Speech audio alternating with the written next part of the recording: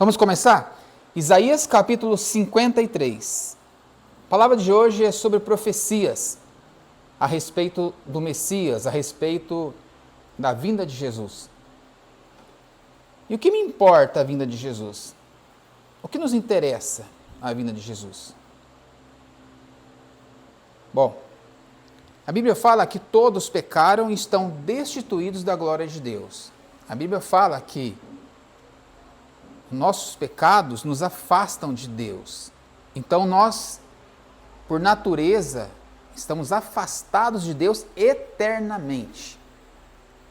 Mas a Bíblia promete um que viria e morreria por nós.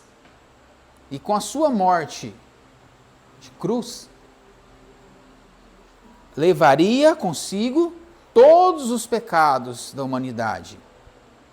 Que humanidade? Todos quem? Todos aqueles que confessarem os seus pecados e se arrependerem, então, aí, os seus pecados são transferidos para o Messias. Hoje, todos nós aqui somos pecadores. Qual a nossa diferença para aquele que está perdido, que não conhece a Deus? A diferença é que não necessariamente nós somos menos pecadores do que eles. Talvez a pessoa mora no interior, na área rural, peca bem menos do que uma pessoa que está dentro da igreja. Mas se ele não tem Cristo, se os pecados dele não foi transferido para Cristo, ele está condenado. Então a ideia aqui não é ver quem é melhor que quem peca mais, quem peca menos, quem é melhor, não. A questão é, os seus pecados foram transferidos para Cristo? Pastor, como eu sei? É simples. Você confessou seus pecados e se arrependeu? O que você aprende na oração do Pai Nosso? Me perdoa assim como eu perdoo os meus ofensores. E se você não for perdoado, os seus pecados não são transferidos para Jesus. E se os seus pecados não são transferidos para Jesus, você morre pecador, eterno, afastado de Deus. E o que essa passagem, esse profeta traz? Isaías anuncia a vinda do Messias. Vocês conhecem a história de Isaías, o que ele passou? O sufoco, como ele foi judiado pelo povo, pelos judeus na época. O pastor está falando mal de judeu? Não estou falando mal de ninguém. Nós estamos estudando Bíblia. Quem disse isso é a Bíblia. Mas eu não creio na Bíblia. Então, considere o que eu estou falando. Eu creio na Bíblia, então é a Bíblia que está dizendo isso. Tem pessoas que não creem na Bíblia, e para ele isso aqui não importa. Mas se ele crê na Bíblia, então importa e muito. Então eles rejeitavam, massacraram por anos Isaías. Por que será?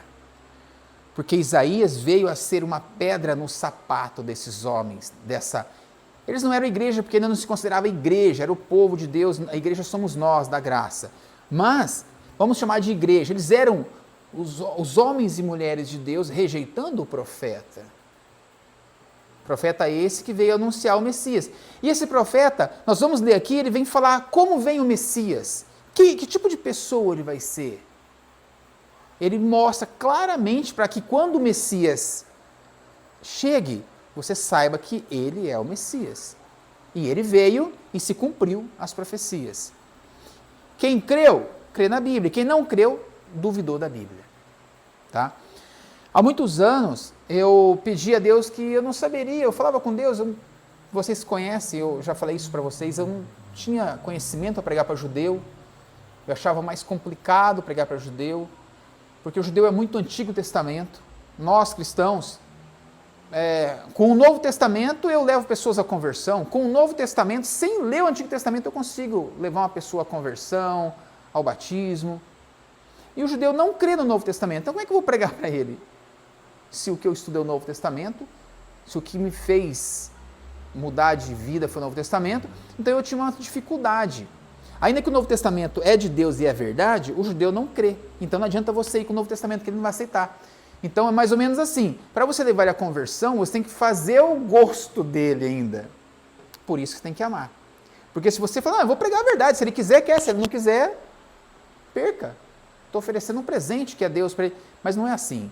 Tá, como é que ele vai crer? Ah, é assim? Então vamos fazer do jeitinho dele, vamos fazer de um jeitinho que funcione para ele. Porque você tem interesse que ele se converta, você tem interesse que os pecados deles sejam transferidos para Cristo. Então o interesse é teu. Não, pastor, ele que está perdido. Não, o interesse é teu. Você é servo de Cristo. Você só vai ser feliz quando você servir a Cristo, quando você for útil para Cristo. Porque alguém foi útil para Cristo na sua vida um dia. E agora o mínimo que você tem que fazer é lutar para levar Cristo para as outras pessoas. Mas eu tenho uma notícia para você. Se você não confessar os seus pecados, não se arrepender, não perdoar, então você não ama. E se você não ama, não verá a Deus.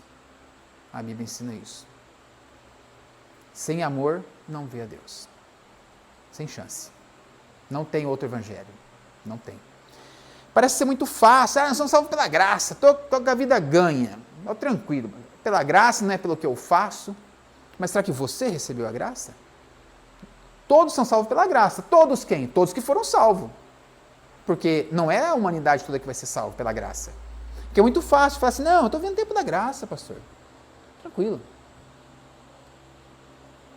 Tranquilo? É o tempo da graça. Mas quem está debaixo dessa graça? A Bíblia é clara. Aquele que ama, aquele que perdoa, aquele que reconhece os seus pecados.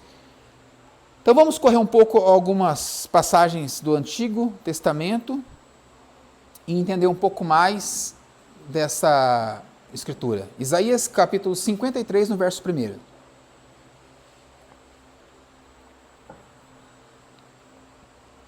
Quem deu crédito à nossa pregação? E a quem se manifestou o braço do Senhor? Preste atenção. Quem deu crédito e a quem se manifestou o braço do Senhor? Ele está dizendo assim, Senhor, nós pregamos. Agora, quem é que deu crédito e recebeu? Quem? A pergunta, quem? Por quê? Ninguém aceitava. Porque foi subindo como renovo perante ele e como raiz de uma terra seca. Não tinha beleza. Está falando de Jesus, nem formosura, e olhando para ele, não havia boa aparência nele, para que o desejássemos. Está falando de Jesus aqui, do Messias, verso 3, era desprezado, e o mais rejeitado entre os homens, homem de dores, e experimentado nos sofrimentos, e como um quem os homens escondiam o rosto, ou seja, viravam a cara dele. Era desprezado e não fizemos dele caso algum. Dá uma pausa aqui.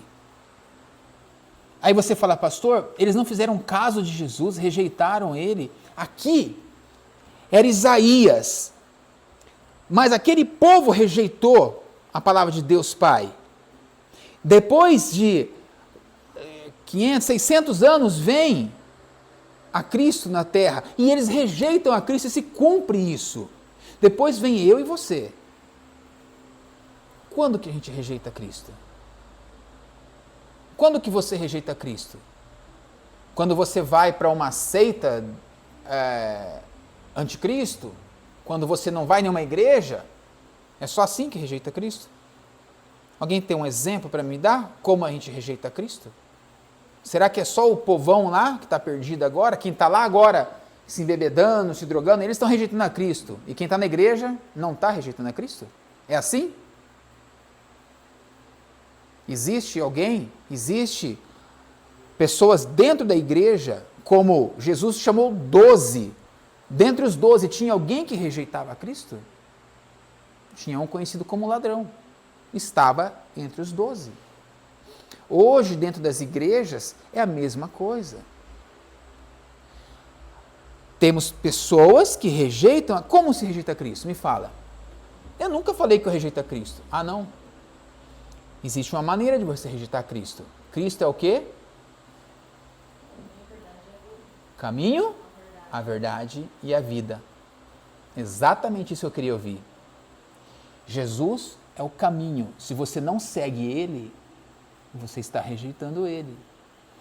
Pastor, como é que eu vou seguir Jesus? Aprendendo a Bíblia. Se você não ouve a Bíblia, você já está rejeitando a Cristo. Quando eu digo não ouve, você não quer ouvir. Vocês estão aqui ouvindo a Bíblia. Estamos ouvindo a Bíblia. Agora, existe o ouvir e o ouvir de seguir. Aí entra aquelas ideias de acusadores. Mas você falha, você peca, você faz isso, você faz aquilo. Quando a pessoa não quer seguir a Cristo, primeira coisa que ele faz, pegar um dedão bem grande e apontar para você e falar, mas você está fazendo isso, você faz aquilo. Esse é o sinal de que a pessoa rejeita Cristo. Porque eu poderia dizer assim, para que eu quero aprender a pregar para o judeu? Ele não quer a palavra, eu ouvi e criei. Se ele não quer ouvir e criar, ele se vire, ele que se entenda com Deus. Isso é ser cristão? Isso é rejeitar. Eu estaria rejeitando a Cristo. Como é que eu devo fazer? Senhor, me ensina a pregar para eles, porque o que eu sei não serve para eles. Do jeito que eu conheço, eu não vou conseguir ajudar eles. E não pode ficar assim. Então, eu não rejeito a Cristo, eu quero aprender a pregar para os judeus. E nessa semana Deus me revelou muitas coisas e passagens, o que não é segredo para muita gente, mas para mim era segredo. É como se eu virasse para vocês e falasse, descobriu que o Brasil existe. Você ia olhar para mim e falar, grande coisa. Mas para mim é uma grande coisa. É igual um filhinho chega, com maior alegria. Mamãe, o que foi? Aprendi a andar de bicicleta. Daí você... Eu já ando de bicicleta faz 30 anos. Mas para ele é uma novidade. Então, para mim, cada vez que eu descubro uma coisa nova, tem um pastor em Londrina, da Igreja Batista, ele sempre falava assim, às vezes eu estou estudando, descubro uma coisa nova, aí eu chego na minha esposa e falo, você não acredita que eu descobri? Olha isso! Daí ele lia para ela, você não descobriu nada não. Como assim? Você sempre esteve aí, as pessoas nem sabem, você... que não entendia, não foi descoberto, você aprendeu agora. Não existia segredo. Então eu descobri, estou muito feliz, mas não é novidade para muitos. Mas para mim é, e isso me alegrou muito. E com a mesma alegria eu quero passar para vocês, porque para mim foi uma honra aprender essas profecias, as coisas se encaixaram. E a maior alegria da minha vida, vamos dizer assim, alegria espiritual, né, gente? Não dá para se comparar coisas do mundo. A gente tem muitas alegrias, o nascimento de um filho, uma cura, mas assim, a maior alegria espiritual de uma pessoa é quando ela conhece a Jesus, se é que ela conheceu verdadeiramente. Mas você conheceu a Cristo, para mim foi emocionante, porque eu não estava nem aí com Deus, e a pessoa falou, mas Deus te ama, ele não sei... E não pode ser isso. Eu chorei, fiquei aos prantos, para mim foi muito impactante saber que Deus me amava do jeito que eu sou, não é possível isso. Então aquilo para mim foi sem palavras. E quando eu descobri uma forma de conversão de judeu, quando eu vi judeu sendo convertido, foi tão impactante para mim, foi como se eu estivesse vivendo, descoberto Jesus naquele momento de novo. Não para mim, mas foi para eles, não foi para mim. Mas foi como se eu tivesse descoberto Jesus. Foi assim algo muito impactante que na mesma hora eu tinha dívida com a minha esposa, eu tinha discutido, na mesma hora eu peguei onde eu estava, eu já mandei um texto, me desculpa, me perdoa, por favor. Aí escrevi em texto, terminei o texto, eu peguei agora por áudio, né, porque tem que garantir, né, vai que dá algum problema no caminho, né, aí peguei por áudio, falei, é assim, assim, assim, me perdoa, eu falhei, eu não deveria, se eu pudesse voltar no tempo, faria tudo diferente, porque eu sei que eu não devo errar. E fiz aquilo, não porque... o cristão tem que pedir perdão, o cristão tem que se retratar, ainda mais ser pastor. Não fiz por isso. Sabe por que eu fiz? Porque eu me senti tão importante, assim, tão abençoado, tão presenteado por Deus, que na hora veio um peso assim. Deus me presenteando, fazendo tudo que eu sonhei a vida inteira aprender essas profecias e pregar isso, e na hora que eu estou ali brigado, assim, chateado, Deus me ensina. Eu falei, não é possível que Deus fez isso. Parece que Deus escolhe a melhor hora. Se fosse no momento de jejum e oração, eu ia para a igreja, eu estava em jejum 7 dias, consagração, e Deus veio e me mostrou. Você está falando de Deus ou de você, do teu orgulho? Aí, né, é diferente. Aí você fala, não, eu estava na pior fase, brigado com a brava esposa, tudo na pior das fases, e Deus vem e me serve a mesa. Aí você fala assim, como é que Deus, por que Deus faz isso com a gente? Quando a Bíblia fala que o amor de Deus nos constrange, é isso. Aquilo me constrangeu. Eu falei assim, não é possível isso. Na hora eu falei, deixa eu correr, me consertar, falar e fazer, porque Deus é bom. Então, quer se aproximar de Deus? Confesse seus pecados, peça perdão. Quer se afastar de Deus? Quer perder a presença de Deus? Quer ganhar eterno afastamento de Deus? Não perdoe. Não faça a vontade de Deus. Não segue o teu coração. Quando eu digo teu coração, é a voz do Espírito Santo. Vou falar uma coisa bem séria para vocês. Deus já me pediu as coisas no coração, assim, Espírito Santo, que você sente. Nem ouvi vozes, nem ouvi nada. Eu senti. Sabe quando você sente que é para fazer? Você só sente. Você sabe que é para fazer. Como é que você sabe? Não importa, você sabe.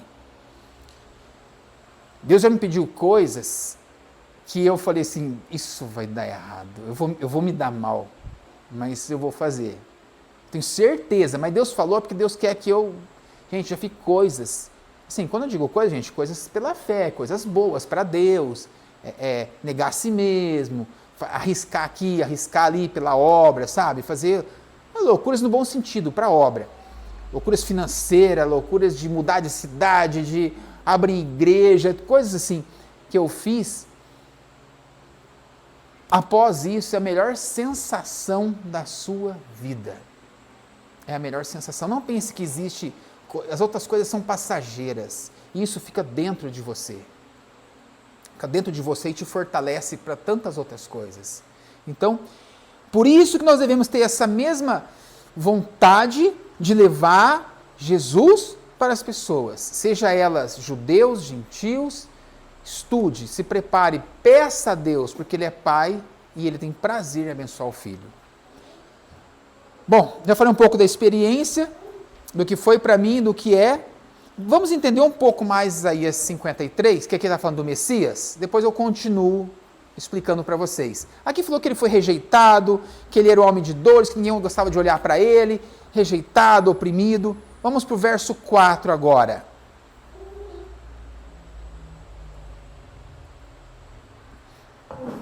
Verdadeiramente, ele tomou sobre si as nossas enfermidades e as nossas dores levou sobre si. E nós o reputávamos por aflito, ferido de Deus e oprimido. Mas ele foi ferido por causa das nossas transgressões e moído por causa das nossas iniquidades. O castigo que nos traz a paz estava sobre ele, e pelas suas pisaduras fomos sarados. Todos nós andávamos desgarrados como ovelhas, cada um se desviava pelo seu caminho, mas o Senhor fez cair sobre ele a iniquidade de nós todos. Dá uma pausa, já vou continuar no 7. Todos quem? Nós todos. Ele tomou as enfermidades, tudo, de nós todos. Você é esse nós? Você está dentro desse? Você faz parte desse nós?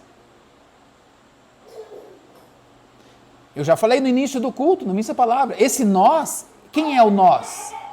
Nós todos. Aquele que confessa os pecados, se arrepende, e então aí é transferido para Cristo.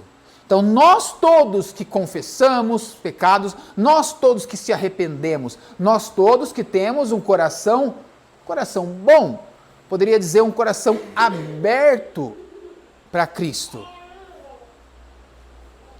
Então, se o homem tem algo de bom, o que seria esse bom no homem? Abrir o coração para a palavra de Deus. Porque Deus, como a própria Márcia lembrou, é o caminho, a verdade e a vida. Ninguém vai ao Pai senão por mim, ele disse. Então, para você ir ao Pai, para você estar com Deus, é através do caminho, da verdade e da vida. A vida é só para quem acredita na verdade e caminha com a verdade. E a verdade é que somos pecadores e precisamos prestar conta a Deus, para que nossos pecados sejam transferidos. Não é o que você faz, é o que Ele fez na cruz. Mas se você não se arrepender, não se retratar com Deus, você não faz parte desses todos. Vamos para o 7. Ele foi oprimido e afligido, mas não abriu a sua boca, como um cordeiro foi levado ao matadouro. E como ovelha muda perante os seus tosqueadores, assim ele não abriu a sua boca. Ou seja, gente, vocês já sabem, vocês lembram dos momentos finais da vida de Cristo? Foi levado injustamente para o sinédrio, foi levado injustamente para o tribunal, foi condenado injustamente, foi morto injustamente, e ele não abriu a boca. Ficou, ó, caladinho, inocente. Não se defendeu, porque o Pai o defende. Perder com Cristo é ganhar com Deus.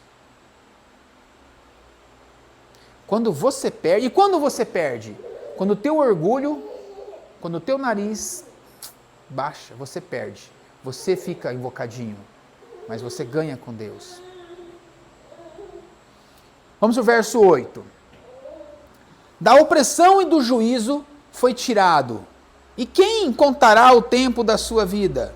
Porquanto foi cortado da terra, né? Foi morto, cortado da terra dos viventes. Pela transgressão do meu povo ele foi atingido. E puseram a sua sepultura com os ímpios e com o rico, a sua morte. Ainda que nunca cometeu injustiça, nem houve engano na sua boca. Todavia o Senhor agradou moê-lo, ou seja, o Pai agradou moê-lo, fazendo enfermar, quando a sua alma se puser por expiação do pecado. Verá a sua posteridade, prolongará os seus dias, e o bom prazer do Senhor prosperará na sua mão. Continue em casa a leitura, até ler sobre a ressurreição, tá? A parte de Isaías eu vou parar por aqui. Vocês já entenderam, ele veio, foi pisado, humilhado, oprimido, sofreu tudo dores por nossa culpa, para que hoje você pudesse transferir os seus pecados para ele.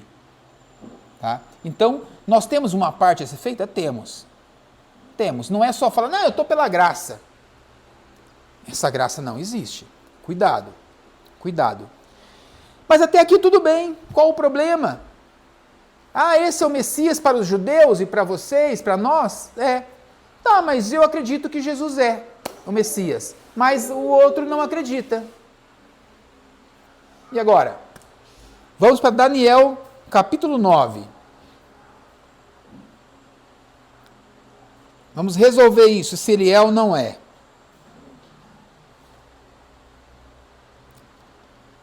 Livro de Daniel, um pouquinho para frente aí, gente. 3 livros para frente aí. Daniel, capítulo 9.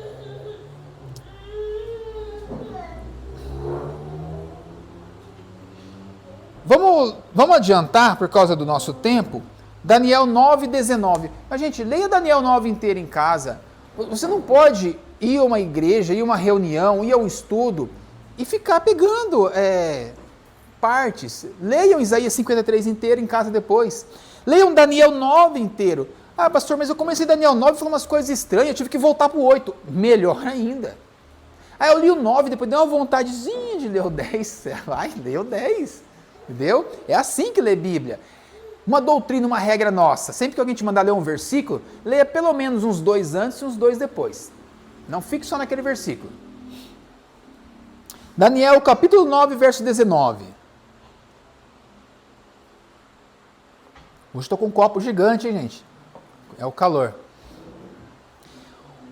Ó Senhor, ouve, Senhor, perdoa, ó Senhor, atende-nos e age sem tardar por amor de ti mesmo, ó Deus meu, porque a tua cidade, o teu povo são chamados pelo teu nome. Estando eu ainda falando e orando e confessando o meu pecado e o pecado do meu povo, aqui Daniel estava orando. E ele estava fazendo o quê? Confessando os pecados dele e do povo. Esse é um verdadeiro, ainda que ele não viveu na época de Cristo, esse é um verdadeiro cristão. Ele está preocupado com os problemas dele, com o pecado dele e do povo.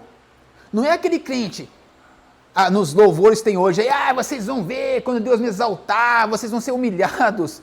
Gente, se tem um irmão, tem alguém que tá te... Ore por ele, antes que seja tarde por ele. Então aqui, Daniel podia falar, gente, eu sou fiel a Deus, eu sou um profeta, eu estou na graça, vocês se virem. Não, ele estava confessando os pecados dele, confessando os pecados do povo.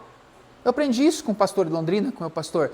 Ele orava e pedia perdão, Senhor, perdoa os pecados do povo, da igreja, do João, deles. Ele sempre estava pedindo perdão pelas pessoas. Isso é ser cristão. Você acha que existe cristão singular, cristão ir isolada, o cristão único, uma pessoa só? Tá na tua Bíblia diz assim, aonde um estiver em meu nome eu estarei? Não existe cristão único, sozinho, isolado. O cristão tem que ter alguém. Aquele que não perdoar o seu irmão não entra no reino do céu. Como é que você é cristão sem irmão? Como é que você não perdoa o teu irmão e diz que vai entrar no reino do céu? Não sei que céu você vai entrar. Precisamos perdoar nossos irmãos. Ou você vem para a igreja e vai só ficar orando, pensando no ímpio? Vai ter problemas na igreja, vai ter que perdoar. Como nós falávamos hoje, você não faz a obra pensando em algo em troca, você faz por amor e gratidão a Cristo. Se der resultado, amém, glória a Deus. Se não der, continue. Mas aqui Daniel está no momento de oração, vocês conhecem essa passagem de Daniel, ele pedindo perdão e tudo. Aí o anjo vem, o Senhor vem. Vamos dar uma adiantada aqui. Vamos lá para o verso 26. Ele diz assim no verso 26, e depois das 72 semanas, será cortado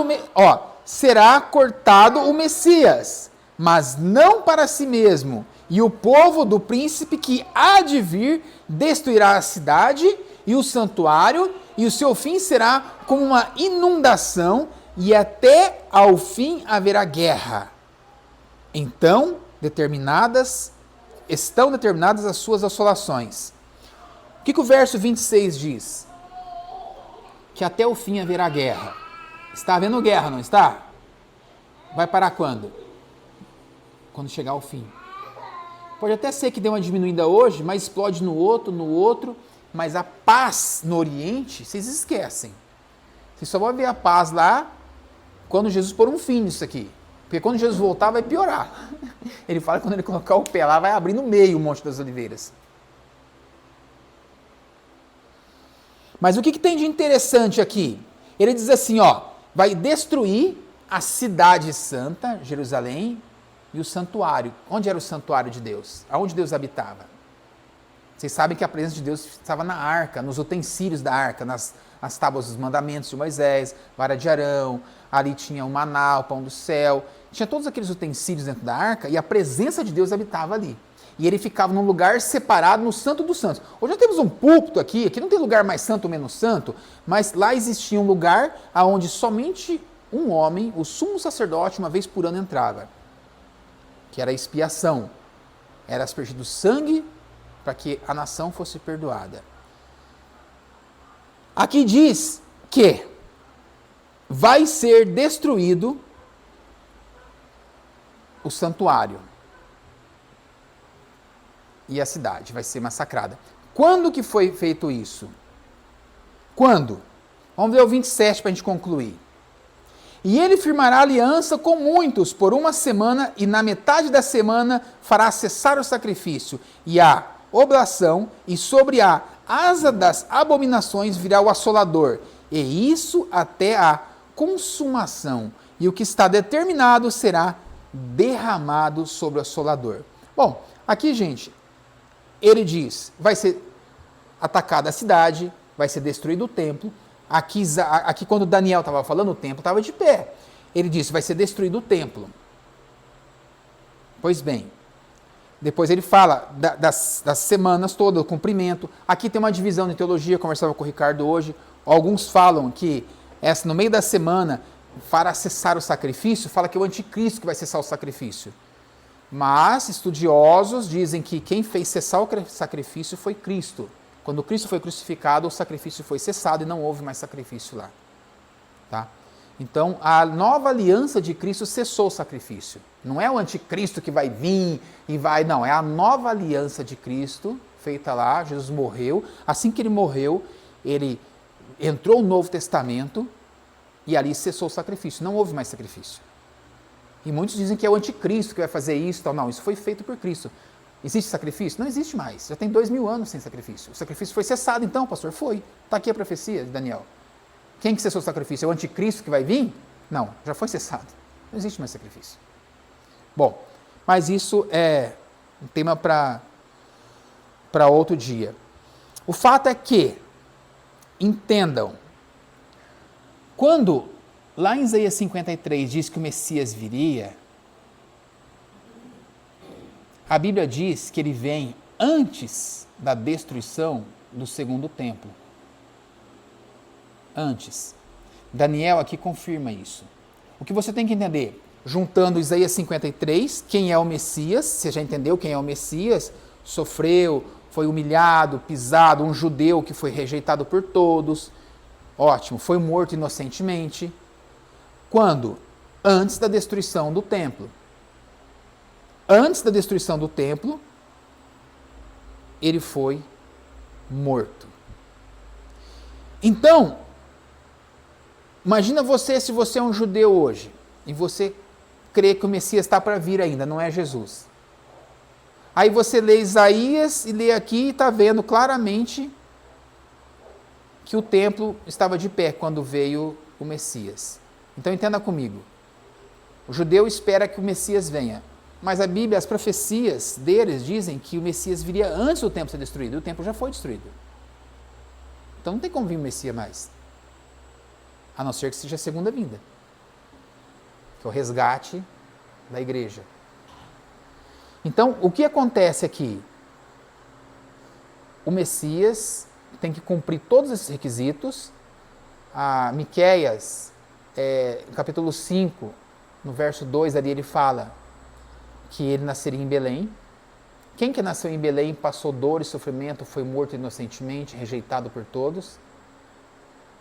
E se você acompanhar a profecia de Daniel, ver todas as semanas proféticas de Daniel, você vê que elas se cumprem na época de Jesus. Aí vem a destruição do templo. Na 70ª semana é feita a destruição do templo, que é por volta do ano 70, depois de Cristo. Então o templo foi destruído e o Messias já veio. Acabou. E agora? Ou você rejeita o Messias, ou você aceita. Não tem como esperar outro Messias. Depois vocês leem com calma, gente. Entenda, porque isso aqui tem que raciocinar. Se vocês não leram, não conhecem esse texto, fica mais difícil. Mas ele é bem explícito, bem claro. Tá? Leiam em casa com calma, vocês vão entender.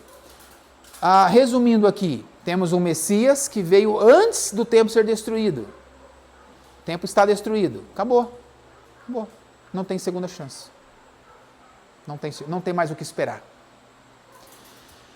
Vamos a mais uma passagem. Não precisa de Miqueias, não. Depois vocês leem em casa. Miqueias, no capítulo 5.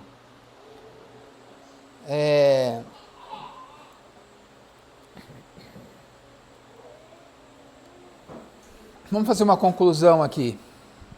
Isaías 53. O que Isaías prometeu que o Messias viria fazer? Agora entra a nossa parte. Que ele viria ser humilhado por sua causa, por minha causa, por nossa causa. Que ele viria sofrer por nós. Ele veio e sofreu por nós. Foi humilhado, torturado, traído, foi preso e foi morto. Porém, ressuscitou. Tudo isso por vocês, por mim, por nós. Para quê? Para que ele sofreu tudo isso? Para que hoje, eu falei no início do culto, para que hoje você confesse os seus pecados, se arrependa e ele receba sobre si os seus pecados.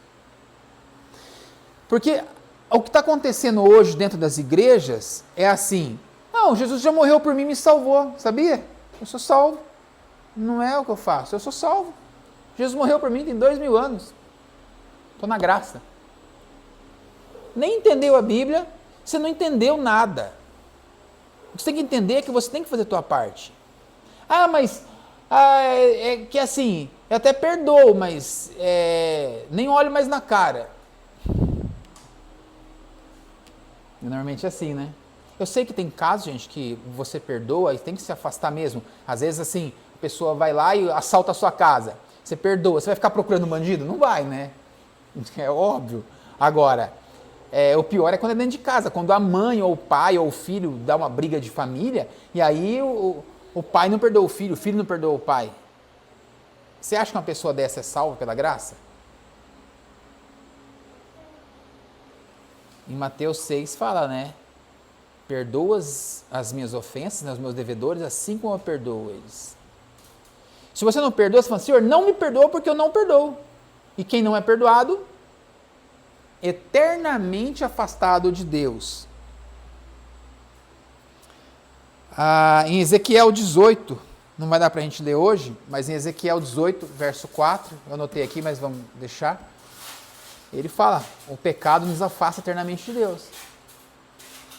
Então Jesus veio, cumpriu o papel dele, morreu, sofreu, fez a expiação dos nossos pecados, que é morrer, derramar o seu sangue, e hoje nós vamos viver como se nada tivesse acontecido.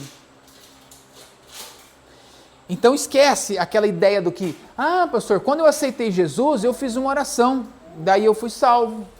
Eu acredito nisso.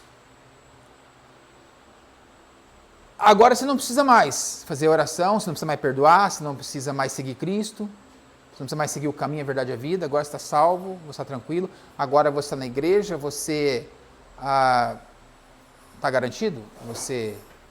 A tua Bíblia não exalta, não te coloca para perseverar, a tua Bíblia não te coloca para permanecer fiel, a tua Bíblia não fala que aquele que não se converter, Deus riscará o nome dele do livro da vida. Tem muita gente que fala, não, aquilo é só uma brincadeirinha de Deus. Aí eles falam assim no deboche, você acha que vai pegar uma borracha e vai apagar o nome do livro da vida e faz uma piadinha? Olha, se Deus está falando, mostrando, e João está recebendo aquela palavra, ele cai de rosto no chão, na presença do Senhor, e o Senhor falando essas coisas para ele de rosto no chão, desabou. Aí a pessoa fala que Deus estava fazendo piadinha na hora. Era piadinha, ele não vai arriscar no livro de ninguém, não. Aí eles fazem uma comédia assim.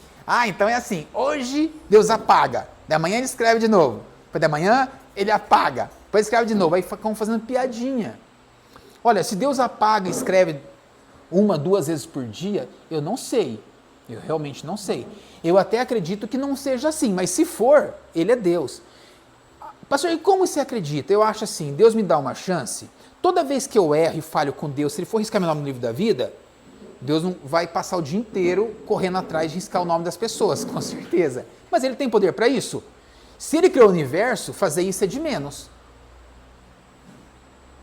Se o homem cria uma IA, uma inteligência artificial lá, que faz um monte de coisa ao mesmo tempo, você acha que Deus vai perder para um computadorzinho inútil?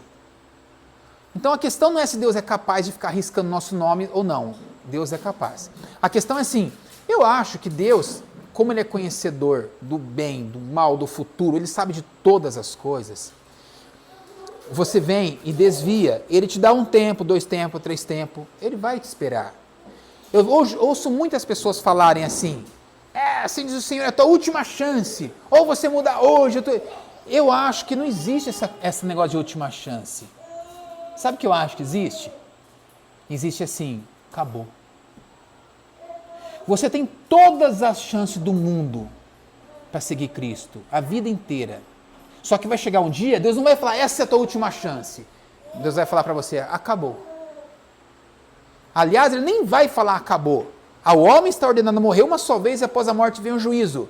Vai ser assim, de repente você vai virar, olhar e ver um tribunal, um juízo para a tua vida. Não sei, condenado ou salvo. Não vai vir anjos com estrelinhas, hoje é o seu último dia, a sua última chance. Esqueça isso, isso é fantasia. Deus não vai vir te avisar. Ele já avisou com profecias. Então, ou você segue a Cristo, ou você rejeita Cristo. Talvez você tenha chance aí, a pessoa está perdida, talvez ela tenha mais 20, 30, 40 anos aí de chance. É incontável, 70 vezes 7 é pouco, Deus vai dar muito mais chance para ele. Mas quem garante que ele vai viver esse tempo? Quem garante que amanhã você vai ter o fôlego de vida? Então faça o seguinte, você gosta de jogar? Vamos jogar. Não se conserte, espere e tente a sorte. Quem sabe você vive o amanhã e quem sabe você se conserta com Deus. Ou então faça como os profetas. Busque o Senhor enquanto há tempo. E o tempo não é amanhã, é agora. É já. Então, a Bíblia nos ensina assim, o concerto com Cristo é eterno. O concerto com Cristo é o tempo todo. Resolva o quanto antes. Rei Davi era um homem conforme o coração de Deus, ele se resolvia com Deus rapidamente, não ficava deixando, enrolando. Então, ou você anda se consertando com Deus, dentro da graça, ou você corre o risco. Ah, pastor, mas tem teologia que fala que é uma vez salvo, sempre salvo, que a graça é o que Deus fez, uma vez salvo, sempre salvo. Eu não entendo assim. O que Deus fez é o que nos salva, mas ou você faz o que Cristo está te pedindo e é um cristão, ou você não é. Eu vou encerrar por aqui. Quero dizer para vocês que, como eu disse, quando Deus me deu essa palavra, hoje eu acabei que eu mudei um pouco, não falei muito sobre a salvação dos judeus, mas se vocês entenderem essa questão que o templo já foi destruído, que não tem mais como vir outro Messias, o judeu sabe disso. Ele sabe disso. E quando ele lê isso e entender, ele sabe. Ele sabe. E vocês sabiam que, nossa, quanto saber, e vocês sabiam que era comum nas sinagogas judaicas ler Isaías 53 pelas manhãs e eles aboliram isso? Por quê? Por que hoje você chega nos judeus e a maioria deles pulam Isaías 53, não procuram ler? Por quê? Porque se eles leem, eles vão entender que Jesus, que é chamado de Yeshua, né? Jesus é português, é Yeshua, o Hamashi, Jesus, o Cristo, o ungido, foi Jesus Cristo. Então, eles desviam que as pessoas não leiam essa passagem. Do mesmo jeito que eles tiram dos judeus Isaías 53 e Daniel 9, para que eles não enxerguem que Jesus é o Messias, hoje, muitos pregadores estão tirando de vocês, dizendo que vocês vivem na graça, que vocês estão com a vida ganha, que vocês não precisam se consertar, que vocês não precisam se preocupar com o que vocês andam fazendo, com o que vocês andam deixando de fazer. Então, a igreja não é o mundo, os perdidos, era judeu, o povo de Deus, tirando Isaías do povo de Deus. Hoje é o povo de Deus tirando a Bíblia do povo de Deus. Então nossos inimigos não estão lá fora. Os nossos inimigos não estão lá num bar, numa prostituição. Nossos inimigos estão dentro das igrejas, tentando convencer você de que Cristo é paz e amor, que Jesus não é um juiz justo e fiel, porém é um juiz justo, fiel, duríssimo, mas é um pai que ama. E Deus nunca vai negar a salvação. Pastor, mas eu sou muito acusado, muito. As pessoas me acusam, falam, como pode Deus falar com você? Como pode Deus te dar uma palavra? Como pode Deus te usar se você faz isso, aquilo, aquele outro? Deus disse que procurou um só justo na terra e não achou. Então você está dizendo que eu tenho que ser justo? Justo é o Senhor. Eu fui chamado para servir a Deus e o que eu fizer em vida ou não fizer, eu vou prestar conta. Então, por isso que hoje eu tento passar a limpo com Deus tudo que eu faço de bom e de ruim. Porque quando eu chegar diante do Senhor, eu não vou chegar lá, por que você me escondeu aquilo? Por que você não se retratou daquilo, aquele outro? Apartai-vos de mim, nunca vos conheci, maldito, para o lago que arde em fogo. Lembra de Mateus 7, nós lemos? Então não é vir para a igreja, é andar com Cristo, fazer a vontade de Cristo. É amar, é perdoar, é viver como Cristo viveu. É amar as pessoas como Cristo amou a sua igreja. É nos amarmos, esposo, esposa, se amar, se perdoar, como a gente sabe que tem casos assim. É irmãos, irmãs, irmãos que brigam. É perdoar, gente. A briga está garantida. A discussão, os desentendimentos, você pode ficar tranquilinho. Isso é garantido. No trabalho, na escola, na rua, no trânsito, na igreja, isso é garantido. Você pode ficar tranquilinho. Não precisa nem de profecia, né? Aí você está profetizando. Não estou, não. Você vive no mesmo mundinho que eu. O problema está espalhado. O que falta? Falta cristão. Então, que a gente possa voltar para casa hoje abençoado com a palavra de Deus, sabendo que não é o maior ou menor aqui, é um único que é grande e nós todos dependentes de Cristo e de sua graça. Amém, gente?